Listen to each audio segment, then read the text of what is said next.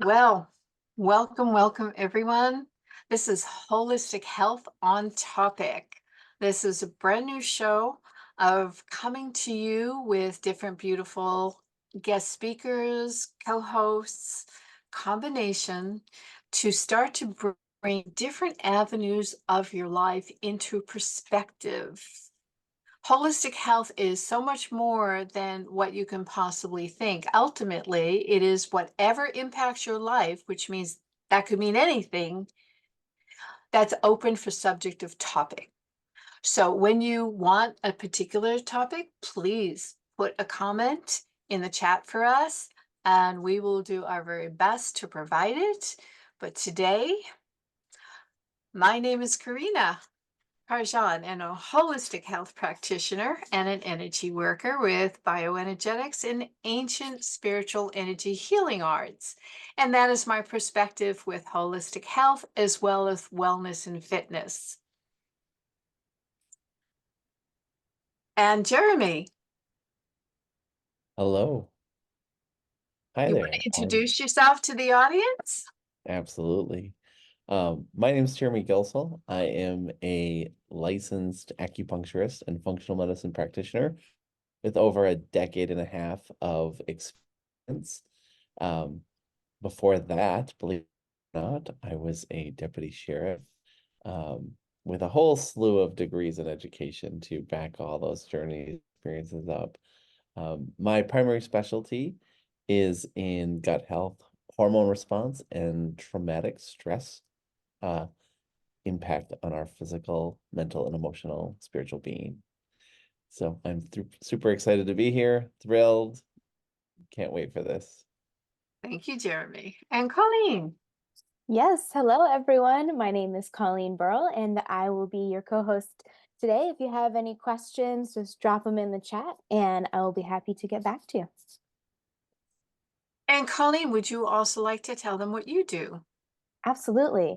So I am a creative digital marketing specialist, and I specialize working with holistic health practitioners and heart-centered coaches. And I'm absolutely thrilled to be here with both of you today to discuss holistic health. Wonderful to be here. And yes, we all have culminating, beautiful, intertwined tapestries of life experiences that we've done. Right now, we're just voicing to you where we are sitting to hopefully help you on guiding any place or any question you might have on topics that we're speaking of the day.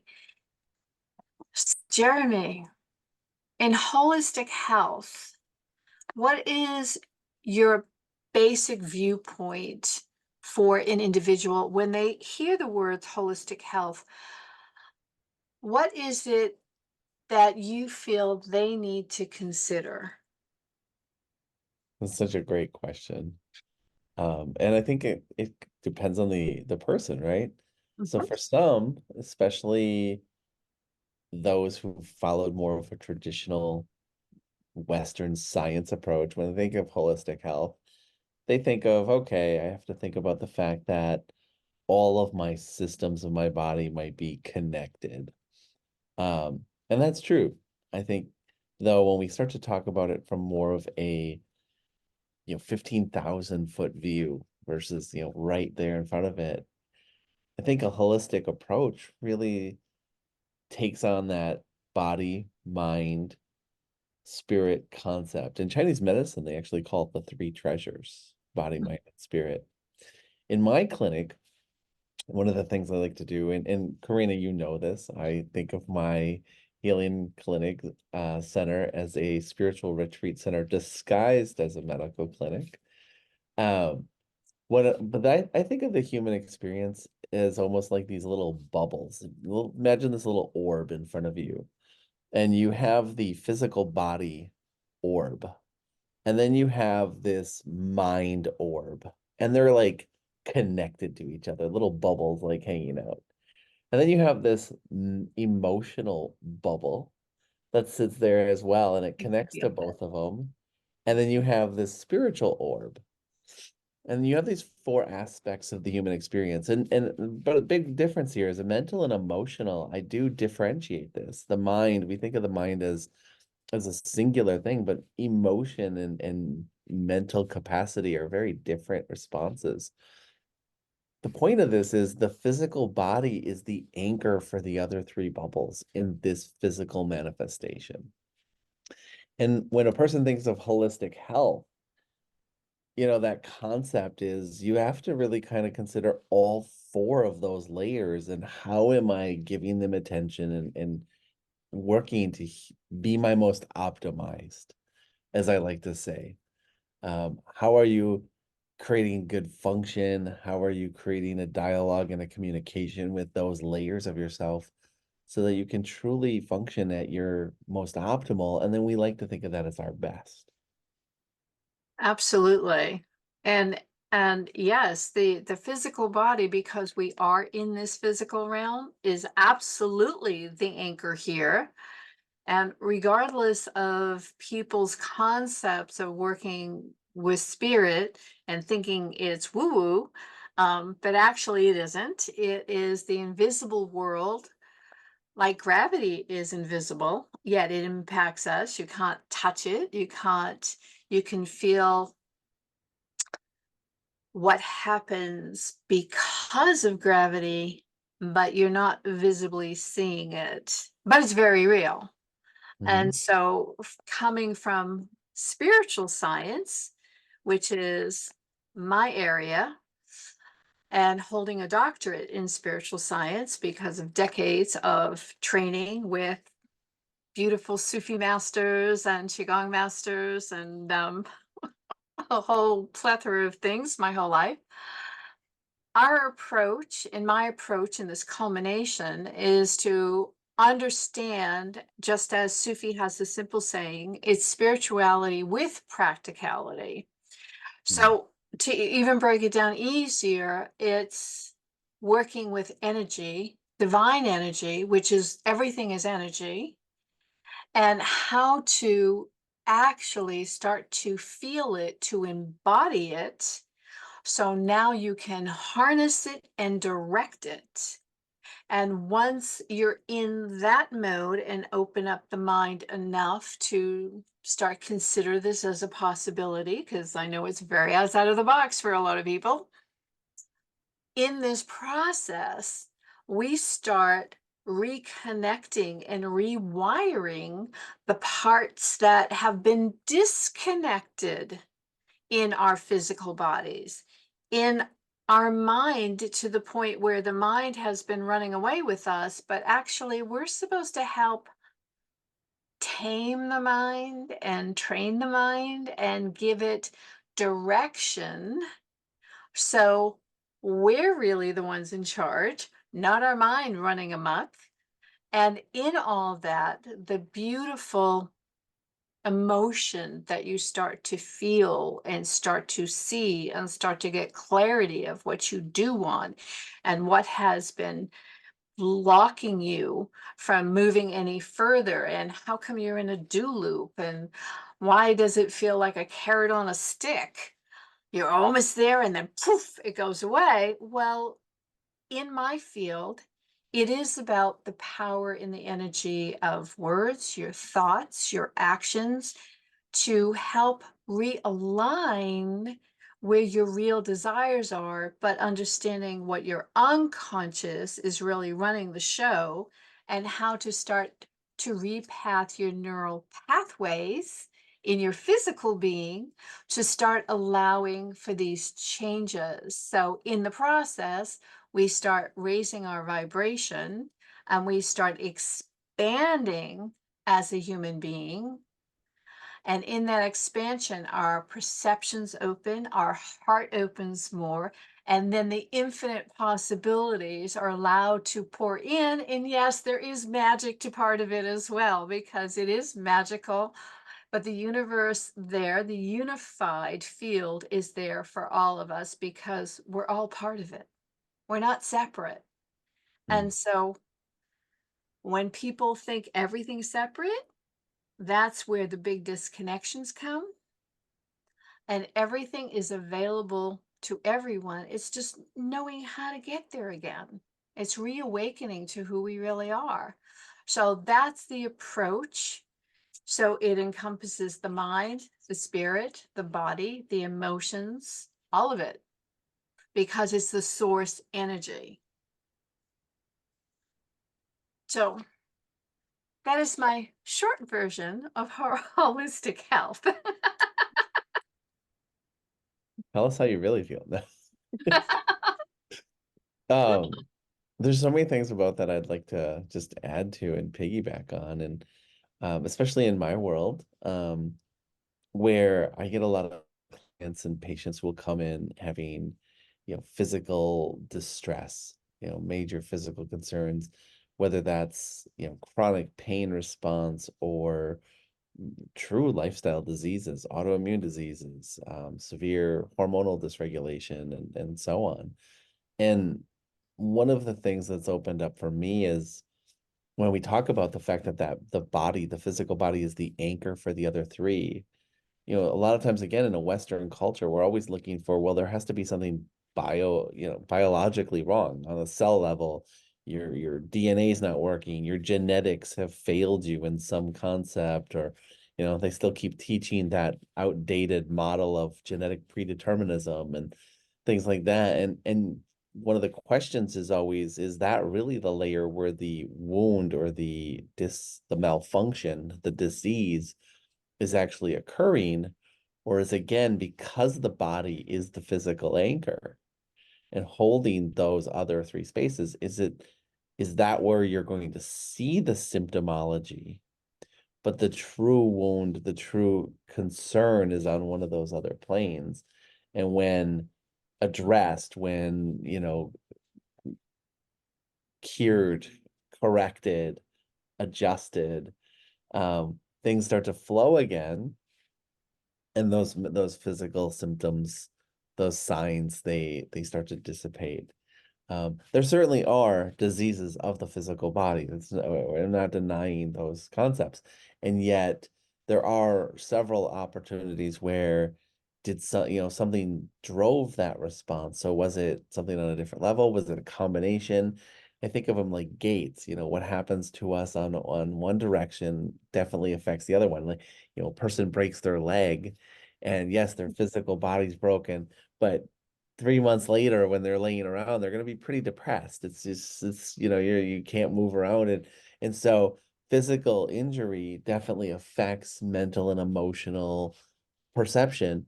But then the question is, well, if the gate swings that way, then the gate swings the other way. Mental and emotional perception affects physiology. And so it's this kind of concept where we can look at it from different angles to, again, optimize ourselves, to get things moving and flowing. And that's pretty important. And when it comes to that holistic approach, we can get very myopic in well, I just need the biomarker to look like this and then I'm healthy. That might be another great conversation we actually ask is, what does health even mean? How do we define health? As a medical expert, I assure you, there's not a specific standardized quantified test or a line where if you're like, I'm to the right of that line and therefore I'm healthy, and if I fall to the left of that line I'm unhealthy. You can find that your biomarkers are completely acceptable within the standardized ranges, and yet you're really not healthy, you're sick. You can be super skinny and fit and super dysfunctional and have a whole bunch of things raging under the surface where disease is prevalent. You can be Absolutely. overweight and actually be metabolically fit. Like there's so many different concepts to ways to look at this term health that sometimes really needs to be dialogued out. And that's one of the first conversations I have with my um, clients, my patients, is let's create an agreed upon way of quantifying these kind of terminologies so that we now are speaking the same vocabulary. one person's version of health compared to another person's version of health, Absolutely. The not necessarily going to be the concepts. same thing, right? And so, it really does matter. And you talked about this. There's power in the word, right? Mhm. Um, It's there's a reason because why the we word call it, carries the vibration. yeah, And the there's a reason why we call it vibration spelling. It really is magic, right? We even call it cursing and jinxing. Like, it's hilarious how people don't even realize we still use these terms of, yeah, it's called spelling. Okay. Well, you're casting a declaration, an affirmation to the universe, and based on several laws that kind of permeate the universe, it responds. And it's not just the law of attraction, right? That's the probably one that's very famous and when people it's the Google, but famous one, but right, the transmutation of clarity energy and the law of gestation, and like there's so many of these that are all kind of going into work, but the word is really powerful. So how we define those concepts to begin with.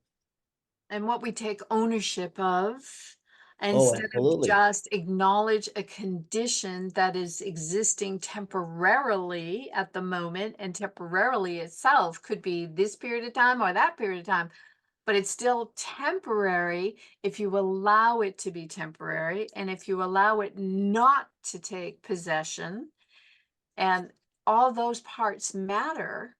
And all the different areas, some people resonate in one particular area that they can wrap their mind around and accept. And that's perfect. That's the place to start. You don't try and jump into everything at once because your mind's not going to believe it. And so if you don't believe it, you're not going to follow through, and you're not going to see any positive benefit. And on top of it, you're going to get discouraged because the expectation was there and you didn't see it. Mhm. Yeah, So that humans are resonating really simple. frequency means so much. And it Totally. is us speaking the same language. Yeah, The same words aren't necessarily the same language. correct.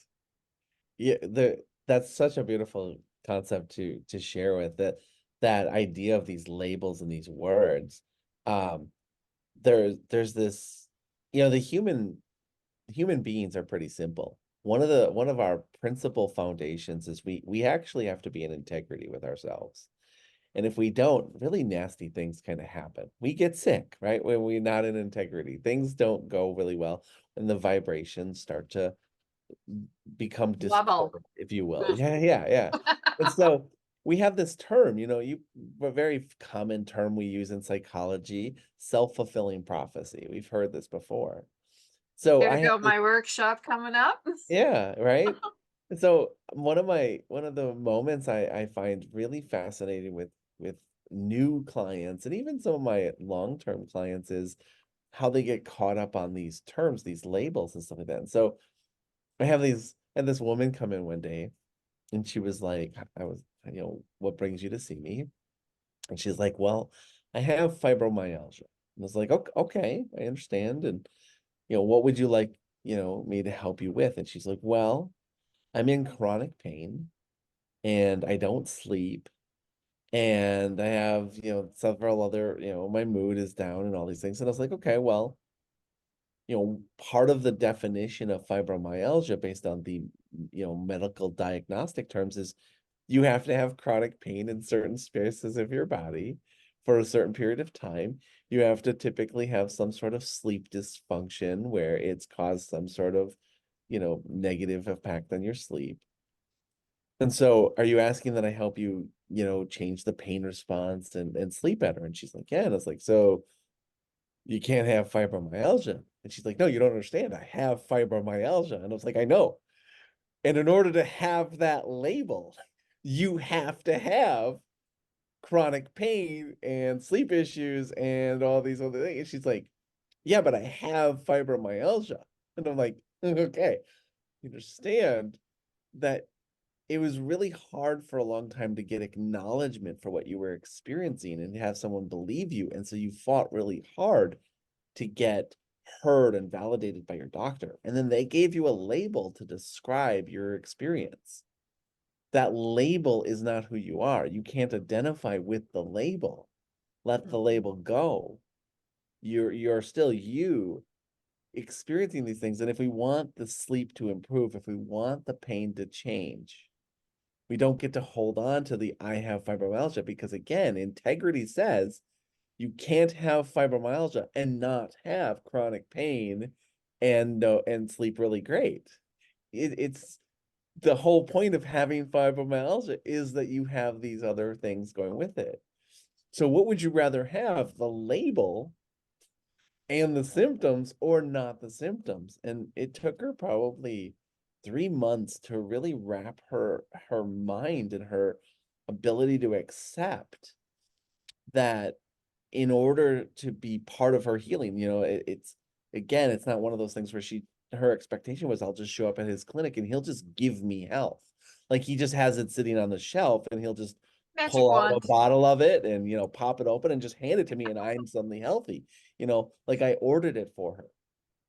And I was like, health is a series of choices that we make minute by minute, day by day, and we reinforce. And a lot of people think it's this grand, extreme thing to be, that they have to do. And oftentimes it's the small, seemingly innocuous choices we make over and over and over, from, yes, what we eat, how we move, but also the company we keep, the TV we watch, or do we watch the news consistently?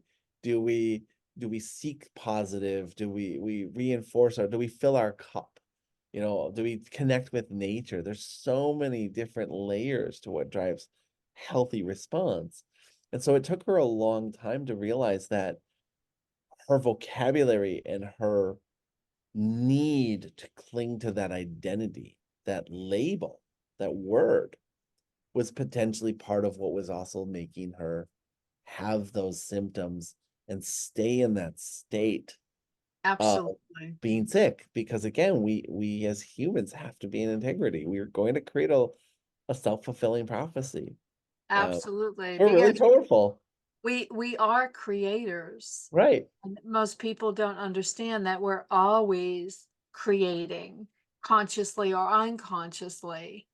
And part of hanging on to labels like that, there's a story behind that for the people, whether it's that label or another label. And when they keep bringing that story forward into their present life, it's like the old-fashioned records. As every time they play it, the recording, it goes deeper and deeper. Uh, The rut goes deeper and deeper. uh, And start again. instead, it stopped the story behind this. And there are ways to absolutely do that. But it does take a while Mhm. for the mind to accept the change. And when somebody fights desperately, like she did, to hang on to that definition of herself because she wasn't being heard and people weren't understanding what she was trying to explain, what she was feeling. There Mhm. was such a level of desperation there Mhm. that to let go felt unsafe. Yeah. It felt like she had sacrificed so much to get that validation, Hmm. and that without that validation, her identity wouldn't be whole anymore. And so one of the questions I often ask my clients is, um, instead of what are you doing this from, the question is, what are you doing this for? Or absolutely. Again, in I think of this analogy. I share, if you haven't noticed, I share a lot of little stories and analogies. And so one of the analogies I do is, you've got this gazelle just living its best gazelle life on the plains of the Serengeti, just eating a little savanna grass, happy as a gazelle, you know? And out of the grass comes this cheetah. Now, logic from a human perspective would be like, oh, the gazelle is running from the cheetah. But that's not what the gazelle's doing. The gazelle is running for its life, Mhm. right? The gazelle is running for life. And the cheetah isn't running from hunger. The cheetah is running for food, right? It's running for the nourishment and the sustenance that it needs to continue to live. It's always moving in the direction of for rather than from.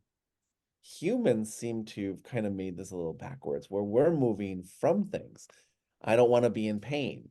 Well, what does that mean? I don't want to do this. I don't want to be in debt. I don't want to Okay, well, those are all moving from things. Those are all negatives that you're actually giving a lot of focus on. And we know that energy flows where attention goes, right? And so we're Absolutely. all likely to just get And that more. will be a whole nother huge conversation for us to have, which I can't wait. Yeah. So that idea of like, well, if you're focused on what you're doing it from, the focus is the from, which means all of that is constantly coming up in our mind as our target. And I don't know about you, but we tend to get what we aim for, significantly more likely to get what we aim for versus just randomly throwing, darts at a board, balloons on the wall. So I Or immediately, spaghetti against the wall. yeah, yeah. See what Me- sticks. Yeah, see what sticks. It's like you're just not as likely to get it to work. So the first questions really are like, well, what are you doing this for? What would you like your outcome to be? And you mentioned we are creators, and I think a lot of people get disheartened by that. There's a lot of, popular pop culture talk about, again, the law of attraction. You just simply say it and it'll just happen. And Yeah. there is power to the idea of making a declaration or identifying a clarity desire, and it will start to align. The laws of attraction do work. However, the law of gestation, like you put a carrot seed in the ground today, you don't have a carrot tomorrow. It takes 45 days approximately for that carrot seed to turn into a harvestable carrot. And so, like, that idea of the laws of gestation, the laws of things being attracted to nourish the carrot, give the carrot the sustenance, the sunlight, the water, it really will attract all that it needs to it to give it its manifestation. And it started from an idea. The seed is literally just an idea. If you cut open a seed, you don't find a little miniature carrot sitting inside that just gets bigger with water. No, you know. You find, it's funny, I always ask this, like, I used to do this in a talk that I do where I would hold like an acorn. I'd be like, "What's inside of this?" Is there a little baby oak tree inside, just like really, really tiny? And they're like, "Well, no." And I was like, "Okay, well, this literally is nothing more than an idea. It's an idea of an oak tree, right?" And that's no different than our thoughts. Our thoughts are just ideas, and if we plant them in fertile ground, they will eventually be nourished. And that fertile ground needs constant care and thing. But we can't dig up the thought within an hour and get, a full-sized oak tree. It takes years for that oak tree to go into the ground, to be nourished, to be supported, to draw all that it needs to eventually grow into this big tree. And And that's our very thoughts are the true, same way. especially in the physical. Yeah.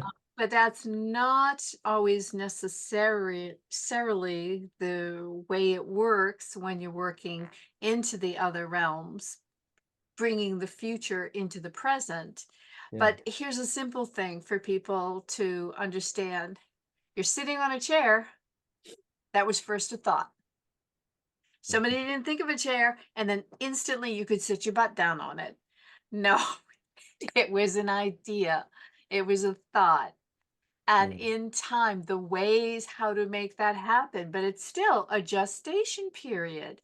Mhm. All ideas, all formulation, but it is in action, things in action. So when you were speaking about it's all those micro choices, Mhm. every choice is coming into action to make Yeah. something happen. You can't just sit on the sidelines and think poof and it's Have It you does. heard this one, Karina? You might know, yeah, you might know this very famous saying. It's one of those riddles. And I ask people this a lot of times is, so the riddle goes like this: six frogs are sitting on a lily. One decided to jump off. How many frogs remain? Colleen? This feels like a trick. So six frogs are sitting on a lily. One decided to jump off. How many frogs remain? 5? It's the most There's common still answer. six. There's still The co- six yeah. because he didn't say where they were located. Well, he just decided to jump off. No one Yeah, actually said he jumped off, yeah, right? This is the catch that goes back to, we make choices, but and Karina's hitting this really powerfully. She's saying it so simply. It's choice followed by action. Either we have to take action on these things. It's not just a declaration of, oh, I want perfect health. Again, what does perfect even mean? Oh, I want, $1 million. Oh, I want the perfect partner in my life. Oh, I want blah blah blah. It's that backed by action. And oftentimes that action isn't going to go from A to B. It's gonna be quite a journey, because again, I feel like the universe has this way of going, are you sure? yeah, One of my favorite things to also, when it comes to this concept of holistic and health and all these things, is there's this difference between being interested in something and being committed to something. absolutely. And I think a lot of people, so what's the difference if we define the two? So interest, well, let's do with commitment. Commitment is something that you'll do whatever it takes to get a commitment. And interest is something you'll do when it's convenient. Mm-hmm. And I think a lot of people have, especially today's culture, a lot of people are interested in a lot of things, but committed to very few things. Absolutely. And it takes at least 80% commitment, whether you know how to go about it or not, Correct. in Yeah. order for it to happen. Correct. And with Commitment is that, more, it's not so much the how, it's the no, resolve, it's the grit, the persistence that no matter the how many intention, times I fail, the I'm still gonna get up. intention. Yeah, I'm gonna get back up and I'm gonna go at it again. You put an obstacle in my way, I'm gonna figure out a way around that obstacle. You give me 10 setbacks and I'm gonna find 11 ways to move forward. So the catch to this is, I think we've become a culture of people who want commitment outcome with only interest effort. Yeah. And there lies the massive problem to this. And so Colleen answered the question, and this wasn't scripted ahead of time, I assure you. She just answered the way she answered, but it was perfect because that's so often the answer. Yeah, I've heard everything from four frogs are sitting. I'm like, wait, four? Like how did we just lost a frog? And then they're like, there's no such things as frogs, or there's seven frogs. I was like, okay, six frogs on a lily, one decided to jump off. How many remain? And then like you get this standard one where it's like, well, five. Thank you. I know how to do basic math. And the answer again is there's six frogs still sitting on that lily because just because somebody decided to do something, they didn't back it with energy. They no one said they jumped off. They just said that the frog decided to jump off. And that's a really crucial understanding is you can make a declaration of I'm going to do something and then never back it up. And you're constantly in the state of I'm going to do something, which again is part of that I'm moving from versus I'm moving for. The minute you start to really identify why you're doing this, you start to take steps moving. In my case, I like to use the term moving the needle just a little bit, closer and closer to that outcome. But it's a journey, it's not always about the destination, and it doesn't happen instantaneous. And these are really, in my humble opinion, these are really important concepts that if a person doesn't sit down and take some time to actually clarify and align with, they're often met with really disheartening or frustrating outcomes on their holistic health journey.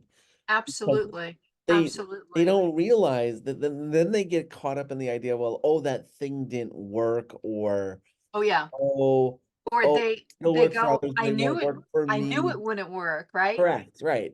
They start to justify, or they're like, they change their they change their focus moment by moment. Like, oh, I gotta do this, oh, I gotta do this, oh, I gotta do this. And it's like, have you given anything time to actually work for you? Have you committed to any one thing versus being just constantly interested in the next new thing? Shiny toy syndrome, where it's like, ooh, what's the new fad? What's the new thing? And so these are really important places to start the conversation of holistic health, to help a person, make those changes and create those changes they want to not just have as a momentary, oh, I'm here and for just a moment I want to feel better, but we're talking like lifelong shifts that really stick with you over time and you can build upon.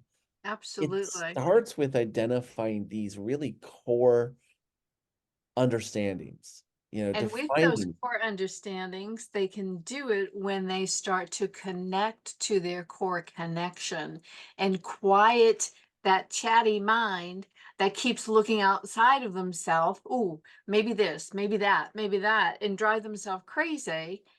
They have to come into a place back and sit inside themselves and quiet themselves in order to start to gain the clarity, which most people don't want to do and take the time. Well, it's But uncomfortable.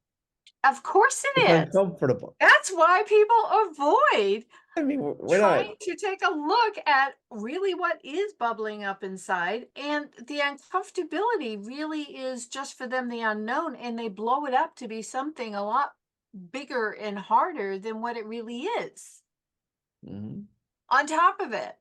mhm, So, yes, these distinctions really matter. And for me, with the way that I work, the very first commitment is to be able to sit down and breathe mm, very specifically, to come out of that fight or flight crazy mind into that very calm and resting place where they start to gain their clarity. mm, Okay, if nothing else, they'll pause for a moment instead of react. mhm, And then there's space for you to help have them understand the distinction. And once the distinction comes into their mind and they start accepting it, now they can go on a path forward. mm. And it is all about the whys. Why are they doing it? What are they going for? Because that is that is what is going to sustain them Mhm. when they think something is not working. When they reflect back to, oh, this is what I'm going for. This is why I'm going for. The other Right. stuff goes away. It's not as loud in the mind. Mhm. Yeah, there's not as much distraction. That gazelle, I assure you, the gazelle is running for its life. It's not thinking about like, well, I didn't finish my meal, or I wonder what's going to happen next week, Thursday. How Eddie the giraffe is doing today. The gazelle is very focused and it is committed. It's not interested in staying alive. It's not like, well, I don't really feel like running. I didn't stretch today.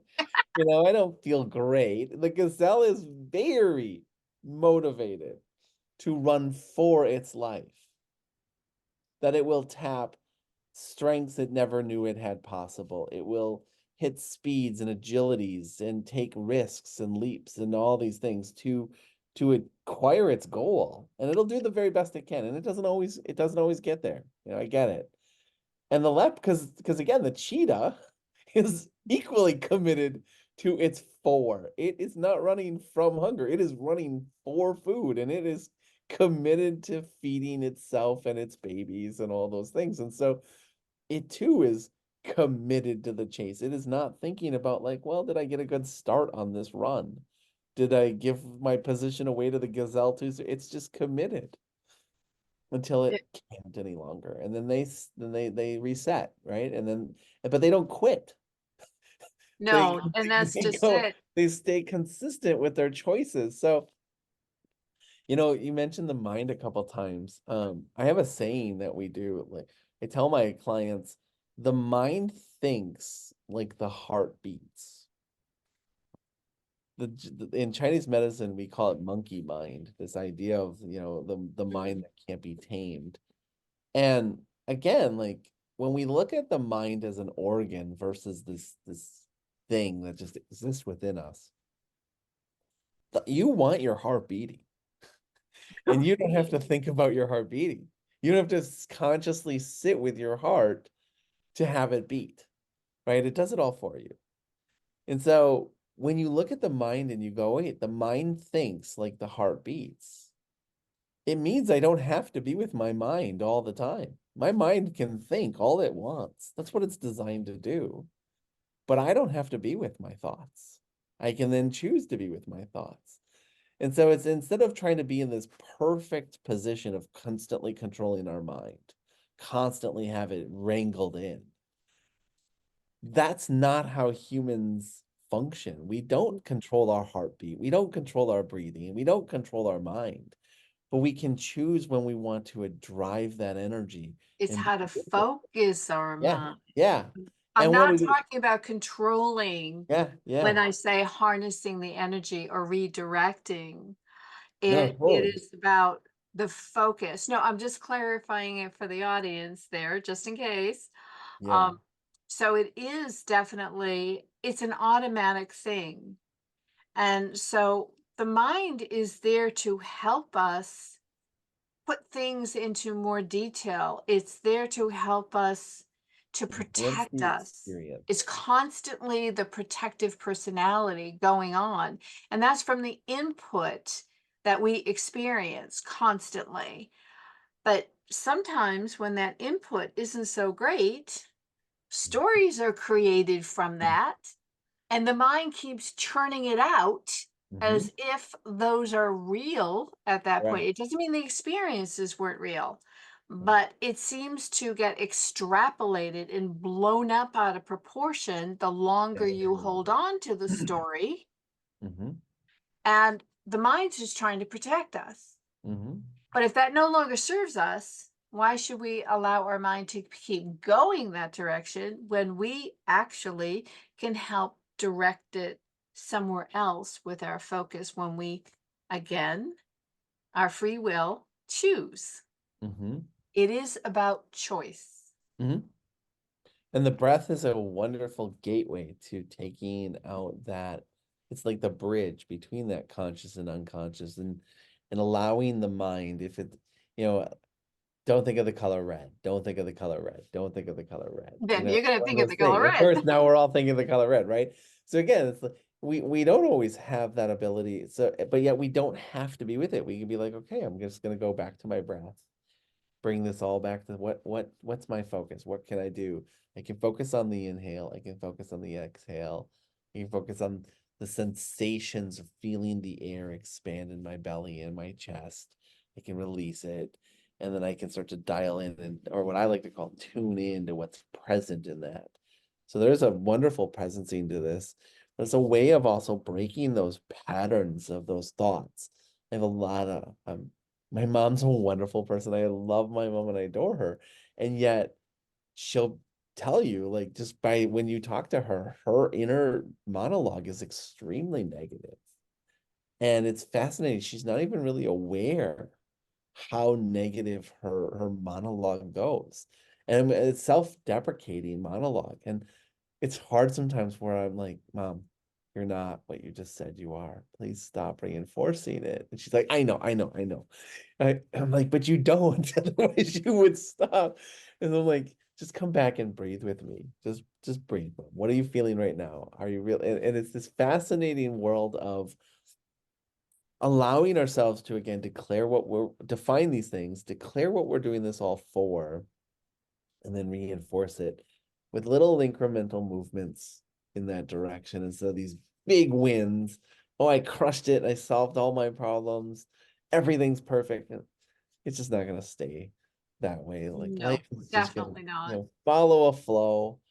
But I think that's really crucial to understand this concept of holistic health. Well, obviously, I I do as well. We do as well. And in spiritual science, the breath really puts the reverence to the breath and the sacredness of the breath because it is life force energy. Without it, we wouldn't be here. Hmm. And so in spiritual science, whether it's Sufi, energy codes, Reiki, doesn't matter. It's Qigong, it's all the same. That the breath comes in as spirit. And then when we put our attention, our focus to using our physical senses to hear it, to feel it, then we allow a communication with our body itself, and from that communication, then the mind can follow. And the body has its own language to tell us what's going on and where we need to pay attention to. And we might be feeling a symptom of something in our body, but stay with it enough, then we get to see what is behind the Hmm. symptom, Hmm. which isn't the outcome Right. of where you usually feel it. And yes, in the physical realm, you also have to take care of yourself, nourish yourself right, get more in alkaline and not acidic. And that's a whole nother the world we'll talk about another time. But it's all there for us. And it is where we can, hello, mind, let's focus on this. I choose to focus on this. Hmm. I choose to understand why I want this, that what I'm going for, and the fact I commit to it, Hmm. which means I take action. You can't commit and not take action. The two are synonymous, Right. folks, by the way. Yeah, otherwise you're just that frog on that lily. That's right. Oh, I love you. I love your analogies. I hope all of you have been enjoying Jeremy's little stories and see yourself as these different characters because they're very relatable. And it really helps us kind of absorb a different perspective of how we're viewing things. That's why stories are so powerful. And Absolutely. you're great at them.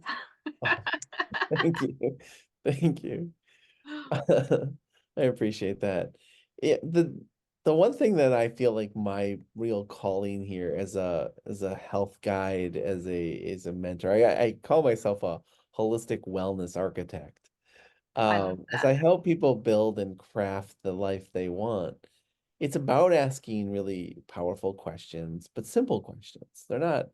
It's not the power, it's the power is in the simplicity. It's in the profoundness of that it can mean multiple things. It so part of my journey here is to inspire people to fall in love with this thing we call the human experience. Mhm. It's such a temporary glimpse. You know, if all of us live to 120 years on a cosmic level in this, and we're part of all of it, beyond and before, I get it. But in this incarnation, in this physical body, it even if we were to live well like into 100, and most of us don't, it's such a short experience. It's such a finite moment. It really And if is. we can live that in almost like this steamy love affair again, if we can fall in love with the human experience, it's easy to love times and love life when it's all positive and rainbows and fireflies and all the cute things of life, right? It's hard sometimes to love it when there's true struggle, true suffering, pain. And yet there's still beauty in those moments. There's beauty in the struggle. There's beauty in the joy. And bringing the whole totality of the human experience together and falling in love with that is part of my purpose in life. And so, like, I definitely don't want my clients to be in pain, Of course right? not. Like, and yet more often than not, I would say probably 7 out of 10 times, when a patient sits down in front of me, the first thing I'm like, what brought you here? And they're like, I don't want to be in pain anymore. And I always feel bad having to break the news. I'm like, well, every spiritual and physical warrior to every walk the planet comes to this one realization that pain in life is inevitable, but suffering is optional. And there's a big difference. It's like, I don't like, even children, did you probably know this. Colleen, I don't know if you know this one. Did you know that our natural painkillers, epinephrine, norepinephrine, our painkillers are 6 times more powerful than morphine? Wow. Children, actually, their pain response is 6 times that of adults, because as we've been exposed to our own pain-killing hormones and neurotransmitters, we become more tolerant to it. So in a sense, we need a larger dose to get the same fix with each exposure, right? So over time, we develop a tolerance, which means as we age, our natural pain-killing responses don't have the same impact on pain, so we feel more pain. This is why, as an adult, we're more achy and sore, we're stiff than we were when we were kids, right? And then in addition to that, after the age of 25, we stop producing collagen at the same rate we were when we were children. So by the time we're 40, we have 50% less collagen production than we had when we were in our 20s. Why is collagen important? Collagen's the most abundant protein in the body. Collagen allows for structure, but also for some squishiness, right? It's why kids are pretty spongy.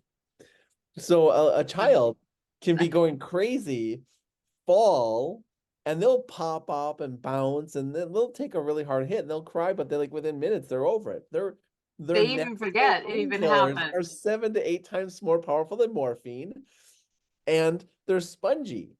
Well, when we get older, we don't have that. We have less of an impact of the painkillers, and we're not as spongy, and we stiff, and we've also accumulated all these stress responses and all these other behaviors that have probably taken us down. So it's like, a lot of times I look at my clients and I'm like, well, are you really shocked that you're in pain or that you're sore? And yet, what would you like to do about where would you like things to go versus moving from? And again, even children feel pain. Like no one lives pain free. Mm.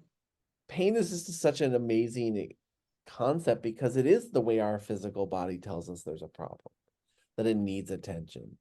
And so are some of the other signs, rashes, skin things, headaches. There's certain signs the body shows, right? It only has so many ways to bring your attention to it. But one of the most powerful things is pain. And if we start to look at, instead of like, oh, I'm in pain and pain is bad, Yeah. instead we turn the conversation to, oh, I'm in pain. This is information. What is it telling me? What's it asking of me? What's it informing me about? Exactly. We can now start to, again, have a different conversation. And again, the big difference is pain in life is inevitable. It's the suffering that becomes the optional part, which is why a spiritual, mental, emotional journey is just as important, because again, the suffering is in the mind. The suffering is in the woe is me. Why did this happen? Instead of like, well, how did I choose a series of choices that led me to this? And now, could I make different choices that lead me away from this? Am I truly aligned with my purpose for being on this planet? Am I living in my highest integrity? All these concepts start to become a bigger conversation in the holistic health conversation. And I think those are, again, really important distinctions. So it's a fascinating It how is. we get to where we are and how these things really do interconnect, hence the holistic aspect of it. Well, absolutely. And I know that we're putting out a lot of ideas out there for you all at once. That's our purpose for this particular show, as we break each issue down for you as we go along. And it's something that even if you just hear us and you haven't heard this before, it starts to plant a seed, and the seed will start to take root, and it will have its own period of time of gestation in you, within you. So that's why we're bringing up all these issues. Some of them may seem very far out there and go, oh, no, no, no, that isn't me. But when you sit quietly, I have a feeling you're going to start to relate a little bit more and see a different way to go about things. Our goal, completely and totally, is to help your perceptions change enough so that you can honestly make better choices for your life. And in making those better choices, you're going to learn to actually love your life, love your experience of being human, no matter what was previously considered bad and good. You'll Mm. see that the universe actually is in your favor and is behind you all the way and will help you in every area needed. But it also depends on how you speak to the universe and what are your thoughts. What is your speech? What is your behavior? Because it all matters. That's where the word holistic truly comes from. And it impacts you on all the realms. And yes, you may have your attention in one area more than the other at a time. And that's perfectly great because it's a big thing to unpack Mm. all at once. And the goal is not to overwhelm you, and your mind will start to close down to try and protect you if you really try to take on too much because somebody said so. It's not about what somebody says to do. It's getting that integrity back to yourself, coming back inside of you, being quiet, and really, what do you want to do? Mhm. What changes do you want in your life? Because in the end, only you can make them. Mhm. Things aren't outside of you that are going to change your life and sustain you, not in the holistic, total format of loving your whole life. And so this is what we bring to you. And we will bring it to you every month on Thursday. So if you just want to keep watching us on Thursdays because different shows are going to pop up now. And we're going to come and this particular show will be here for an hour for you because it's just too rich and juicy not to elaborate a little bit about what we're saying. And we certainly need the analogy stories to help us see it a little differently. And we would love just to have you Mm. and to share this. If you hear anything possible that you would like to comment on, we'd love to have you. So we'll be watching for you, and we certainly hope you'll be watching for us. Is there any closing statement, Jeremy, you would love to leave our beautiful audience with? Yeah, just thank you for your time and your attention, your curiosity. Um, it all starts with compassion and curiosity. You know, the journey of 1,000 steps, as cliche as it is, starts with a single step, right? You start where you start. Or the other one, how do you eat an elephant? Well, one bite at a time, right? Like these big, big concepts, they're usually achieved through little simple changes, reinforced consistently. And it's really easy to get caught up in all the madness and all the terminology and the science or the art and all of it. Center, like you said, Karina, coming back to your breath, really slowing things down, really looking inward. So is where you're gonna find that. And then I believe this to my core, when you're ready, when you make that declaration that I am ready and I am committed, the universe does align in a way to support you on that. You'll get trials without doubt. Don't Oh think yeah. the journey's Oh not going to yeah. be without trials.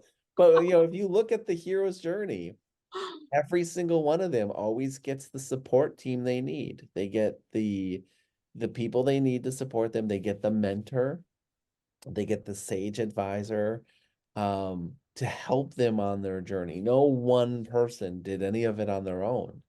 And That's right. so, this is really key. Like, it can feel really overwhelming to feel sick, to feel tired, to feel constantly in pain. And it does crazy things to us. I'm not saying that you should just sit with your pain and take it and suffer and all those things. But when you really make the decision that I want to change, and this is why I want to change, the support you need will come, and it will come rapidly and consistently in ways that you didn't even know would be there. And maybe that's part of why we're here now and you're watching this is part of, you made a declaration to the universe and you needed the support, and boom, here it is. Um, Oh, so I love thank that. you. Thank you for, tuning in to us and taking just a little bit of your time. It's a privilege and an honor. And if you do have specific questions that you want us to answer, please, comment, or when you're on the show, please throw those in the chat so that we can have them asked, and we'll do our best. Um, and as always, please know that this is for educational purposes and discussion. You're not truly under our care. And so please work with a qualified professional in your area, or seek us out if you really want to work with us directly. But please know, like, you still need to work with somebody for some of these things. It's super important. Don't try all this on your own just randomly. Yeah, we're not designed to do this alone. We really aren't. And in that vein, we will be posting this for replays in the video section, so you can come back and you can stop and listen to the portion that resonates with you the most. So that will always be there for you. And if this resonates more about just wanting to, how do I center myself and bring myself back to the core? And, what's this about being a self-fulfilling prophecy? And how can I change that? Well, on the 30th of this month at 7 p.m. Eastern Standard Time, I will be doing a complimentary workshop that will start exploring this, but you will actually start to experience what is the invisible realm that becomes tangible for you, and start to learn how to control it for yourself, to empower yourself. So we'd love to have you with that as well. You'll see that there will be plenty of things that throughout the months and the year we'll be offering many things just for you to come and enjoy and feel the support that somebody actually does hear you. And that's why we'd love to hear back from you. With that, since we are at the top of the hour, I would love to release you all. Thank you so much for watching. And we're sending you so many blessings and prosperity for your life. And we're here for you. Until next time, God bless.